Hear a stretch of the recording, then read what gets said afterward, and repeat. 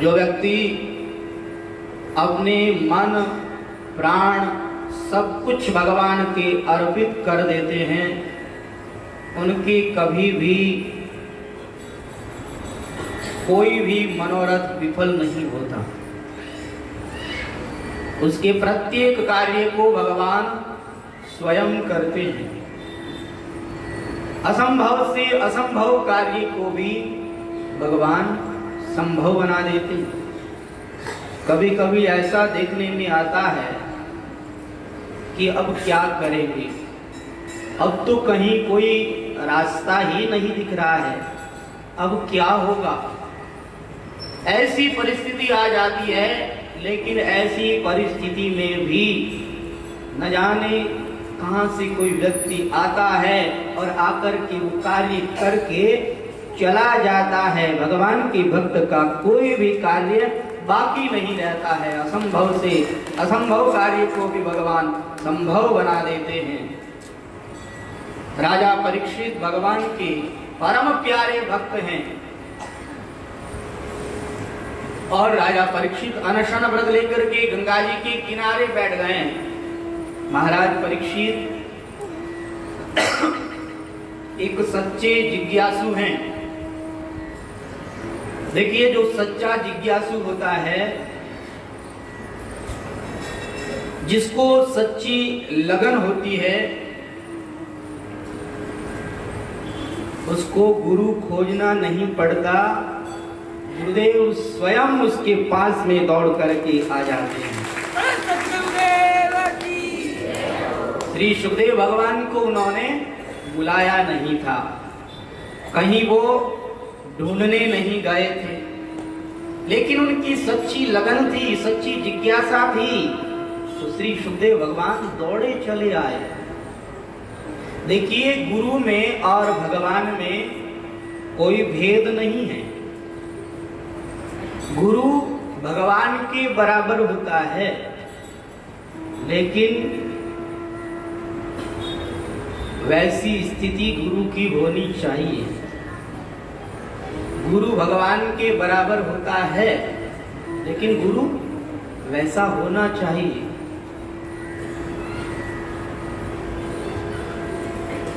गुरु बनना कोई साधारण बात नहीं है।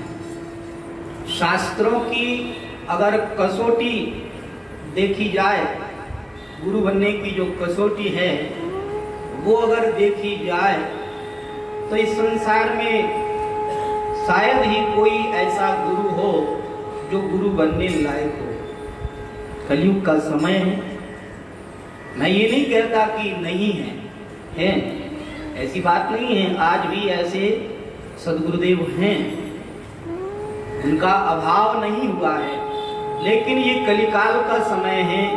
इस कलिकाल के समय में ऐसे समर्थ महापुरुष कम मिलते हैं। जो समर्थ होते हैं, जो भगवत प्राप्त महापुरुष होते हैं, वही गुरु कहलाने लायक हैं। उन्हीं को ही गुरु बनाना चाहिए।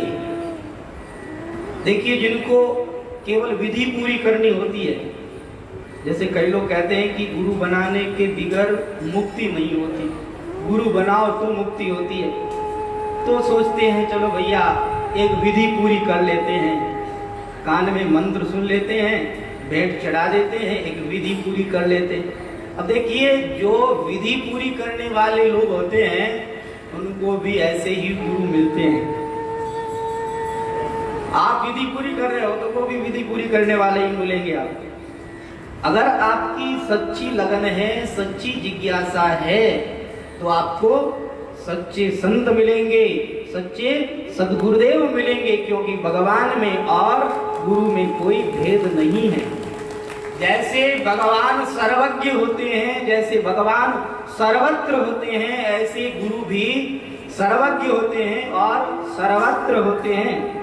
अगर आपकी सच्ची जिज्ञासा है, सच्ची लगन है, तो भगवान कहीं से भी प्रकट हो सकते हैं। अगर आपको ज्ञान प्राप्त करने की इच्छा है और कोई संसार में ऐसा सद्गुरु है नहीं, तो हमारे पूज्य महाराज श्री तो कहते थे कि अगर इस संसार में कोई गुरु बनने लायक नहीं है और आपकी सच्ची जिज्ञासा है तो भगवान स्वयं आपकी गुरु बन करके आ जाएंगे, क्योंकि कृष्णम वंदे जगत गुरुम, भगवान श्री कृष्ण इस जगत के गुरु हैं। हमारी सच्ची लगन होनी चाहिए, हमारी सच्ची जिज्ञासा होनी चाहिए। अब हमें भूख ही नहीं है तो भोजन कैसे अच्छा लगेगा? हमें तत्व की जिज्ञासा ही नहीं है तो हमें परमात्मा कैसे अच्छे लगेंगे? हमारे भीतर भी तो भूख होनी चाहिए। देखिए, बिना भूख के अगर कोई भोजन करता है तो उसके लिए वह भोजन विष के समान प्रभावशाली होता है।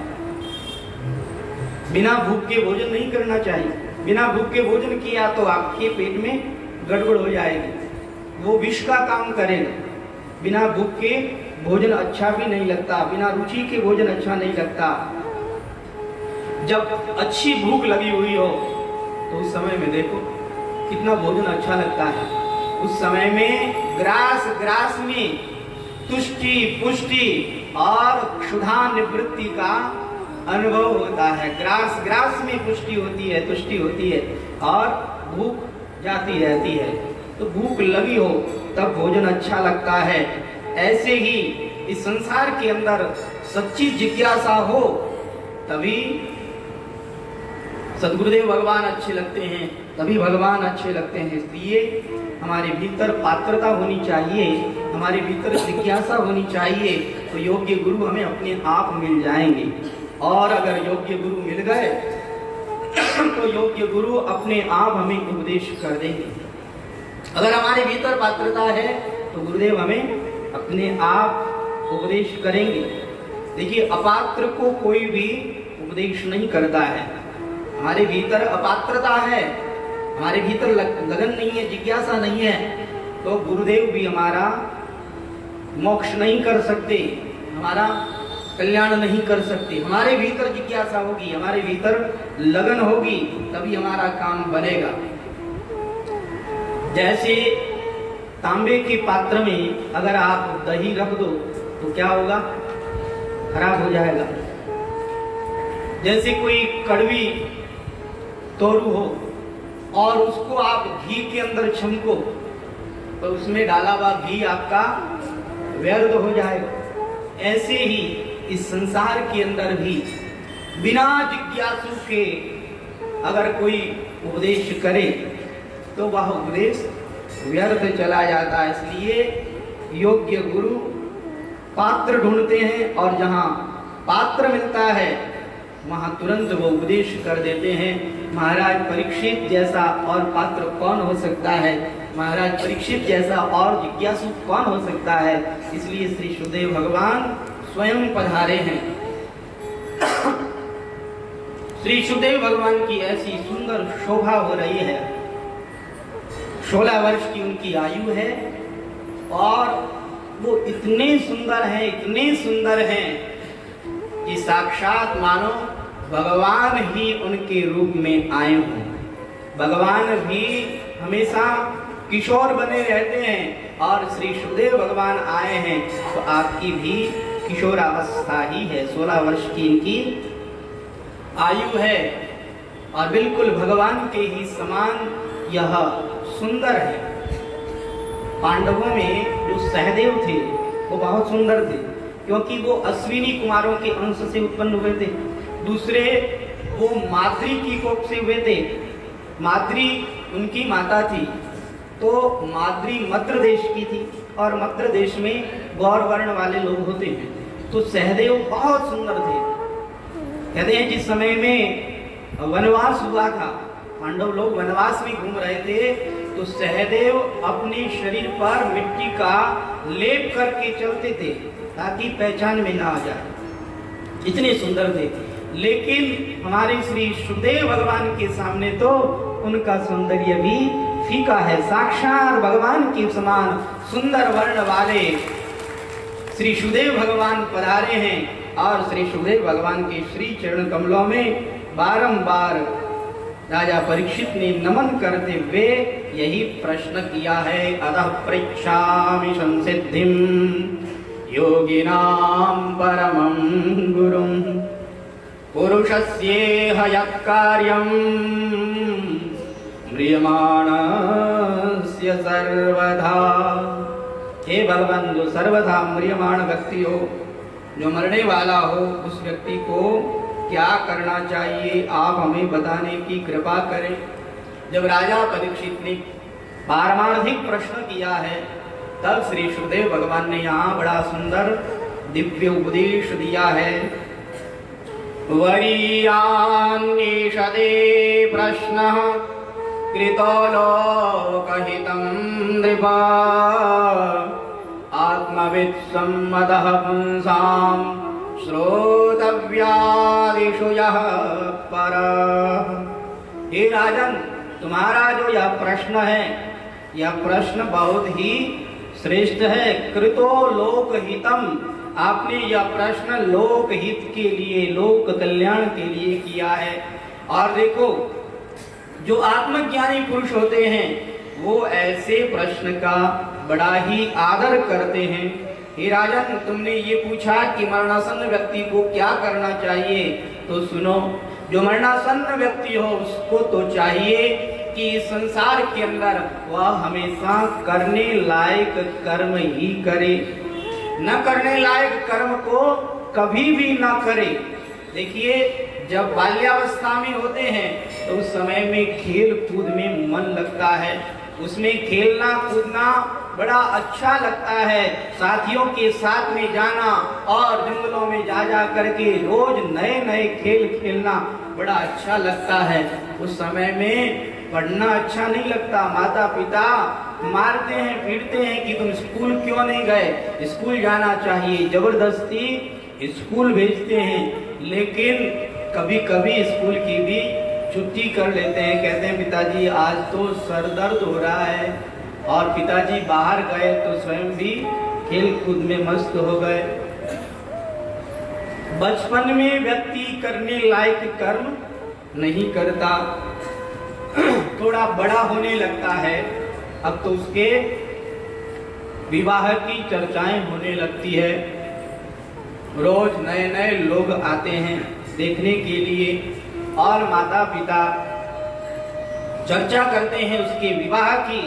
तो विवाह की चर्चा सुनकर के उसको बड़ा अच्छा लगता है, और वो मन ही मन सोचता रहता है कि कहीं कोई ऐसी पत्नी न आ जाए जो लड़ने वाली हो, जो परेशान करने वाली हो, जो बहुत सारी मांगे रखने वाली हो, और जो माता पिता की आज्ञा का उल्लंघन करने वाली हो, जो मेरी माँ से लड़ने वाली हो, ऐसी कोई पत्नी ना आ जाए।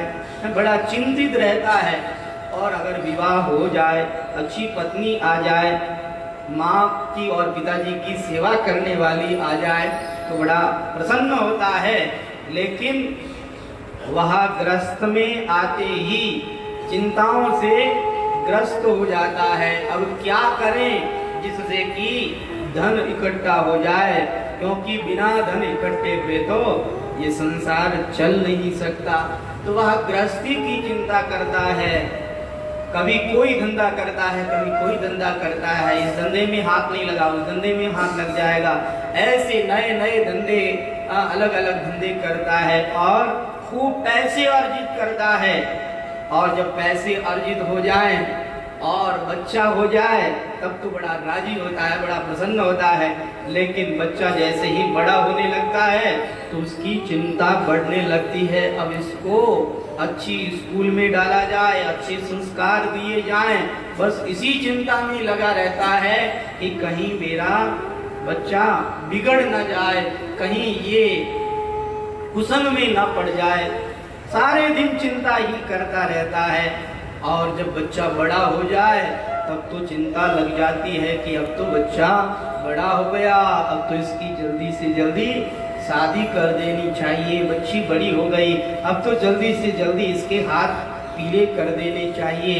बस उसी चिंता में लगा रहता है, जगह जगह पर जाता है और जगह जगह पर जाकर के लोगों से बातचीत करता है, चिंता में लगा ही रहता है। और जैसे ही घर की बच्चे का विवाह हो जाता है तो कहता आहा अब मैं संपूर्ण जिम्मेदारी से निवृत्त हो गया। लेकिन अब वो चिंता हो जाती है कि अब कब हमारा पोता हो और कब हम अपने पोते को अपनी गोद में खिलाएं। जैसे ही पोता हुआ तो पोते में तो ऐसे रम जाता है, ऐसे रम जाता है कि अपने बेटे को तो बहुत कम गोद में लेता था, लेकिन पोते को तो हमेशा 24 घंटे गोद में ही रखता है, हमेशा बस उस पोते को ही साथ में रखता है। फिर उस पोते की चिंता लग जाती है। तो मानव जीवन भर चिंताग्रस्त रहता है, जीवन भर चिंता करता है। वो ये भूल जाता है कि मुझे भगवान ने किस कार्य के लिए भेजा है, मुझे क्या करना चाहिए, इस बात को तो वह भूल ही जाता है। और देखो, जो कर्म करना चाहिए वो कर्म मानव नहीं करता है, इसी कारण इस संसार के अंदर वह दुखी रहता है, टेंशन में रहता है और अशांत रहता है। जैसे छोटा बच्चा स्कूल जाता है, स्कूल में उसको टीचर होमवर्क देते हैं, घर में आकर के जिस बच्चे ने होमवर्क कर लिया वह बच्चा दूसरे दिन स्कूल जाता है तो निर्भीक होकर के जाता है, उसको कोई चिंता नहीं रहती है और वो कहाँ बैठता है, सबसे आगे बैठता है। लेकिन जो बच्चा होमवर्क करके नहीं आया वो कहाँ बैठता है, सबसे पीछे, और पीछे भी ऐसे छुपने का प्रयास करता है कि कहीं मुझे मास्टर जी देख नहीं ले। अगर देख लिया और पूछ लिया कि तुम काम करके आए कि नहीं तो क्या कहूँगा, अगर कहूँगा कि नहीं करके लाया तो मार पड़ेगी, डंडे पड़ेंगे।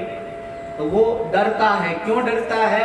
क्योंकि उसे जो काम करना चाहिए था वो उसने नहीं किया। ऐसे ही इस संसार के अंदर भगवान ने जिस कार्य के लिए भेजा उस कार्य को अगर नहीं करेंगे, भले ही हम बूढ़े हो जाएं, लेकिन चिंता रहेगी, डर रहेगा, भय रहेगा, हम अशांत रहेंगे, क्योंकि हमें जो करना चाहिए था वो कर्म हमने नहीं किया। इसलिए श्री सुखदेव भगवान कहते हैं, राजन इस संसार के अंदर बहुत सी सुनने योग्य चीजें हैं, बहुत सी न सुनने योग्य हैं, बहुत से करने लायक कर्म हैं, बहुत से न करने लायक कर्म हैं। इसलिए मानव को चाहिए कि वह हमेशा करने लायक कर्म को ही करे। अब करने लायक कर्म क्या है और न करने लायक कर्म क्या है? कहा शास्त्र में जिस बात के लिए आज्ञा है वह करने लायक कर्म है, और शास्त्र में जिसके लिए निषेध आया है, जो निषिद्ध कर्म है, वो न करने लायक कर्म है।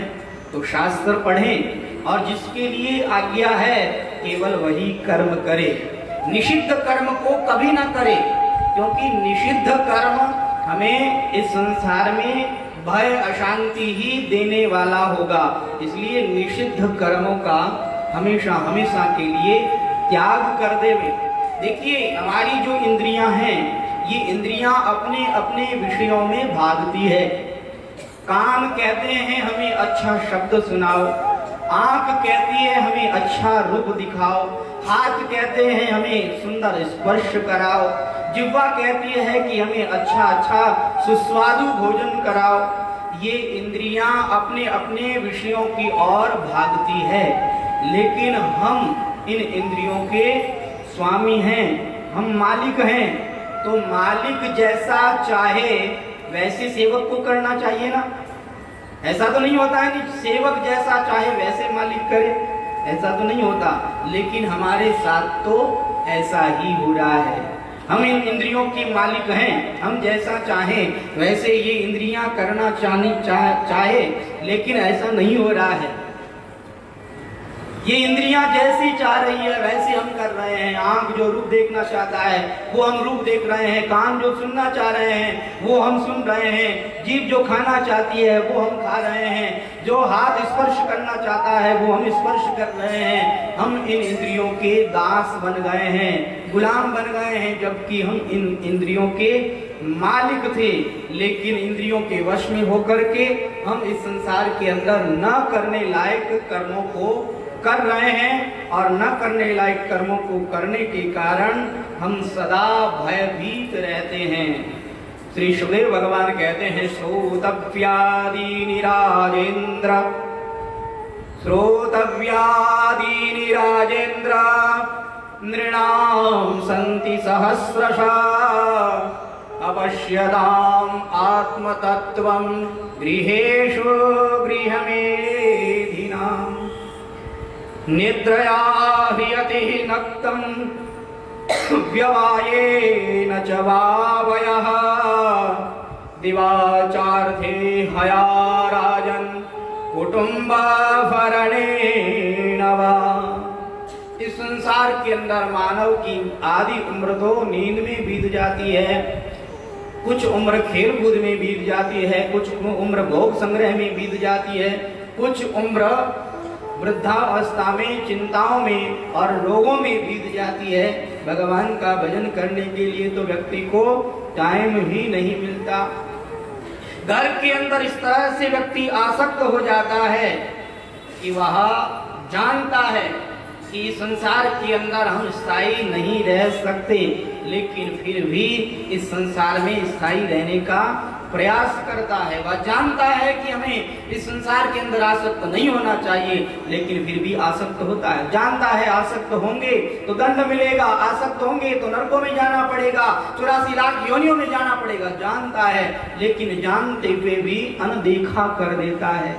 जैसे आपने गाय को देखा होगा, गाय बाजार में आती है तो ठेले पर मुंह डाल करके और ठेले में जो भी हो उसको वह खा लेती है, लेकिन उस गाय को पता है खाऊंगी तो मुझे लट पड़ेगा, लेकिन वह क्या करती है, आंख बंद करके और खा लेती है। इसी तरह इस संसार में हम लोग भी जानते हैं कि संसार में मोह करेंगे, आसक्ति करेंगे तो ये हमारे लिए घातक सिद्ध होगा, हमें दंड मिलेगा, लेकिन फिर भी हम आंख बंद करके इस संसार के अंदर पड़ जाते हैं, इस संसार के अंदर हम घुस जाते हैं। पश्यन् अपि न पश्यति, हम जानते हुए भी अनदेखा कर देते हैं। इसीलिए श्री शंकराचार्य भगवान कहते हैं आयुर्नश्यति पश्यतां प्रतिदिनम्, आयुर्नश्यति पश्यतां प्रतिदिनं याति क्षयं यौवनम्,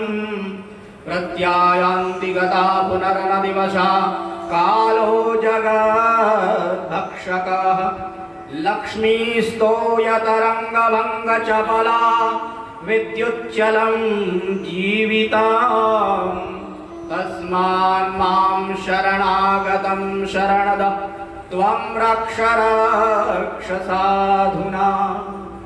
मनुष्य की आयु हमेशा नाश की ओर जा रही है। आयुर्नश्यति पश्यतां प्रतिदिनम, प्रतिदिन हम नाश की ओर जा रहे हैं। क्षणभंगुर जीवन की ये कलिका कल प्रातः को जान खिली न खिली। क्षणभंगुर जीवन की ये कलिका है, कल प्रातः खिलेगी कि नहीं खिलेगी कुछ भी पता नहीं है। बचपना दौड़ता है जवानी की ओर, जवानी दौड़ती है बुढ़ापे की ओर, और बुढ़ापा दौड़ता है मृत्यु की ओर। हमारा ये जीवन फूटे हुए घड़े की तरह है। जैसे फूटे हुए घड़े में जल भरो तो जल निकलना भी आरंभ हो जाता है। जब से जल भरना आरंभ किया तभी से निकलना भी आरंभ हो गया। ऐसे ही इस संसार के अंदर हमारा जीवन भी ऐसे ही है। जब से माँ के पेट में हम आए तभी से हमारी मौत भी चालू हो गई। क्षण प्रतिक्षण हम मर रहे हैं। अरे हम बर्थडे मनाते हैं, जन्मदिन मनाते हैं, खुशियां मनाते हैं, और आजकल तो लोग बर्थडे के दिन क्या करते हैं, केक काटते हैं और मोमबत्ती जलाते हैं और फिर उसको बुझाते हैं। कैसी संस्कृति है ये हमारी संस्कृति नहीं है। अरे प्रकाश करके उसको बुझा देना क्या संकेत है इसका? हमारे जीवन में अंधेरा ही अंधेरा। अरे हमारे जीवन में प्रकाश होना चाहिए। ये संस्कृति हमारी संस्कृति नहीं है। हमारी भारतीय संस्कृति की किसी भी प्रथा को आप देख लीजिए, किसी भी नियम को आप देख लीजिए, उसका आपको वैज्ञानिक कारण मिलेगा, लेकिन इस पाश्चात्य संस्कृति का कोई कारण नहीं है, कोई रीजन नहीं है। लेकिन हमारी भारतीय संस्कृति के जो भी कारण है, जो भी कार्य है, उन सब का आपको अलग अलग कारण मिलेगा, वैज्ञानिक रीजन मिलेगा, आध्यात्मिक रीजन मिलेगा। बर्थडे मनाना ये हमारी परंपरा नहीं। और फिर भी अगर बच्चे नहीं मानते हैं तो बर्थडे मनाना हो तो गौशाला में जाकर के गायों के बीच में, गोमाता के बीच में मनाना चाहिए। उस दिन गौ सेवा करनी चाहिए और गोमाता से यही प्रार्थना करनी चाहिए कि हे गोमाता, आप हमारे बच्चे के जीवन में प्रकाश ही प्रकाश करना, हमारे बच्चे का जीवन आगे बढ़े, इसे दीर्घायु करना और इसे आप विद्या देना। इस तरह से गोमाता से प्रार्थना करनी चाहिए। गोमाता की कृपा हो गई तो आपका बच्चा बिल्कुल सक्सेस होगा, आपका बच्चा वह उन्नति करेगा, आपका बच्चा आगे बढ़ेगा। इसलिए बर्थडे के दिन गोमाता की सेवा करनी चाहिए। हमारे पूज्य महाराज श्री तो कहते थे कि जन्मदिन मनाने का नहीं होता, जन्मदिन उत्सव का दिन नहीं होता, जन्मदिन तो रोने का दिन होता है। उस दिन तो ये चिंता करनी चाहिए कि हमारे जीवन में से इतने वर्ष खत्म हो गए। जैसे कोई 100 वर्ष अगर जीने वाला है और उसकी 30 वर्ष की आयु निकल गई है तो उसके तो केवल 70 वर्ष ही बचे हैं, 30 वर्ष तो समाप्त हो गए। तो हमारी आयु समाप्त हो गई, उसमें हमने कोई शुभ कर्म नहीं किया, तो उस दिन खुशी का दिन नहीं, उस दिन तो रोने का दिन होता है। उस दिन तो हमें चिंता करनी चाहिए कि हमने अपने जीवन में क्या किया, इतनी हमारी आयु बीत गई, हमने क्या किया, इस बात पर विचार करना चाहिए। तो जीवन फूटे हुए घड़े की तरह आयुष नीर तन अंजलि, टपकत श्वासों श्वास, टपकत श्वासों श्वास। आयुष रूपी ये तन रूपी अंजलि है और तन रूपी अंजलि में से आयु रूपी नीर टप टप करके निकल रहा है। कब समाप्त हो जाएगा कुछ भी पता नहीं है। कई लोग ऐसे होते हैं जो बिल्कुल स्वस्थ होते हैं और हार्ट अटैक आता है, लोगों के बीच में बैठे बैठे बात करते करते हार्ट अटैक आया, वहीं पर समाप्त हो गए। कई लोग हंसते हैं, हार्ट अटैक आया, वहीं समाप्त। कई लोग दुख के कारण रोते हैं, हार्ट अटैक आया, वहीं समाप्त। कई लोग सोते हैं और सोते ही रह जाते हैं। पहले तो हार्ट अटैक आता था तो बहुत भयंकर दर्द होता था, व्यक्ति चिल्लाता था, तड़पता था, लेकिन आजकल हार्ट अटैक ने भी अपना रुख बदल लिया, अपना नियम बदल लिया।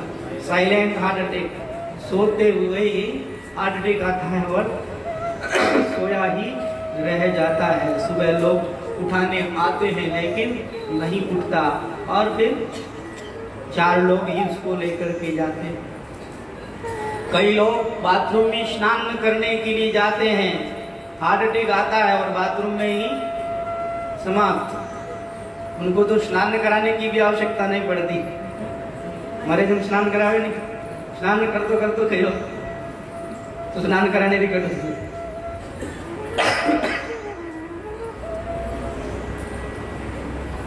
आयुर्नश्यति पश्यतां प्रतिदिनं याति क्षयं यौवनं, प्रत्यायान्ति गतः पुनर्न दिवसा कालो जगदक्षक। जो दिन बीत गए वो दिन नहीं आने वाले। हमारे पूज्य महाराज जी कहते थे कि मानव जीवन का प्रत्येक क्षण अंतिम क्षण होता है। हम लोगों की तो ये धारणा है कि जब व्यक्ति मर रहा होता है, लंबी लंबी श्वास ले रहा होता है, तो उसको हम अंतिम क्षण कहते हैं, लेकिन नहीं, वो अंतिम क्षण नहीं। मानव जीवन का प्रत्येक क्षण अंतिम क्षण है। क्योंकि जैसे आज जो ये दिन है, क्या ये दिन वापस आएगा? हाँ, वार वापस आ सकता है, ये समय वापस आ सकता है। ये जो अभी 9:06 हुए हैं, तो ये वापस न बच सकती है। लेकिन जो ये आज है, ये वापस कभी नहीं आने वाला है। तो मानव जीवन का प्रत्येक क्षण अंतिम क्षण होता है। ऐसा मान करके व्यक्ति को हमेशा सत्कर्म करते रहना चाहिए। याति क्षयम यौवनम, हमेशा हमारा यौवन नष्ट हो रहा है, हमेशा हम नाश की ओर जा रहे हैं। और देखिए इतना तेजी से यह संसार बदल रहा है कि हमें पता भी नहीं लगता कि कैसे बदल गया। जैसे ये पंखा इतना तीव्र चल रहा है कि इसको आप देखो तो ऐसा लगता है ये स्थिर है, लेकिन ये स्थिर नहीं है, ज्यादा तीव्र गति से चल रहा है, इसलिए यह स्थिर लगता है। हमारे महाराज श्री के सत्संग में एक भजन गाते थे जिसमें ये बोला जाता था कि नदी बहती और पुल भी बहता। तो किसी ने प्रश्न किया, महाराज नदी बहती है यह बात तो समझ में आती है, लेकिन पुल कहाँ बहता है? पुल तो एक ही जगह रहता है। कहा पुल अगर नहीं बहता तो वो जर्जर कैसे हो जाता है, वो टूट कैसे जाता है? वह भी बह रहा है, वह भी नष्ट हो रहा है। अगर वह नहीं बहता तो वह सदा एक जैसा रहता, वह टूटता नहीं। हम सुनते हैं ना कि अमुक अमुक जगह पर अमुक अमुक पुल टूट गया, इतने लोग मर गए। क्यों? क्योंकि वह भी बह रहा है, उसकी भी नाश की क्रिया लगातार चालू है। इस संसार के अंदर हमेशा कोई भी वस्तु देख लो, कोई भी व्यक्ति देख लो, सब के सब नाश की ओर ही जा रहे हैं, सबका नाश ही हो रहा है। इस संसार में व्यक्ति का जो जीवन है वह जीवन बिजली की तरह है। आकाश में बिजली चमकती है, कुछ क्षणों के लिए ऐसे ही यह जीवन है, कब समाप्त हो जाएगा कुछ भी पता नहीं है। इसलिए एक तो अपने इस जीवन को लेकर के अभिमान नहीं करना चाहिए और एक लक्ष्मी को लेकर के अभिमान नहीं करना चाहिए। धन को लेकर के अभिमान कभी नहीं करना चाहिए, क्योंकि ये धन भगवान के द्वारा दिया गया है। हाँ, वो बात अलग है कि हम अभिमान कर लेते हैं कि हमने अपनी मेहनत से करोड़ों रुपए कमाए हैं। हम इतने स्वार्थी हो गए हैं कि ना तो हम भगवान का उपकार मानते हैं और ना ही माता पिता का उपकार मानते हैं। हम तो यही कहते हैं नहीं, हमने अपनी मेहनत करके और ये इतना धन कमाया। माता पिता का तो छोटा सा व्यापार था, हमने इतना बड़ा व्यापार बनाया, हमने ये किया, हमने वो किया। लेकिन देखो, अगर भगवान ने ये देख लिया कि इसका अभिमान ज्यादा बढ़ गया है तो भगवान 1 मिनट लगाएंगे। आपको पता है गुजरात में जब भूकंप आया था तो क्या हुआ था? अरे बड़े बड़े करोड़पति अरबपति भी रोड पर आ गए थे। वो भी कह रहे थे अरे हमें भी अन्न दो खाने के लिए, उनको भी खाने को अन्न नहीं बचा। तो भगवान को देरी नहीं लगती है। इसलिए लक्ष्मी को लेकर के अभिमान न करे। क्यों? क्योंकि यह लक्ष्मी चंचला है, चपला है। जैसे समुद्र में तरंग उठती है, आप लोग समुद्र में अगर कहीं गए हो तो आपने देखा होगा समुद्र में तरंग उठती है और वो तरंग हमेशा चलती ही रहती है, हमेशा वह चलती ही रहती है, कभी रुकती ही नहीं है। बहुत दूर दिखती है और चलते चलते एकदम किनारे आ जाती है, फिर वापस चलते चलते एकदम अंदर चली जाती है। तो यह लक्ष्मी भी चंचला है, चपला है।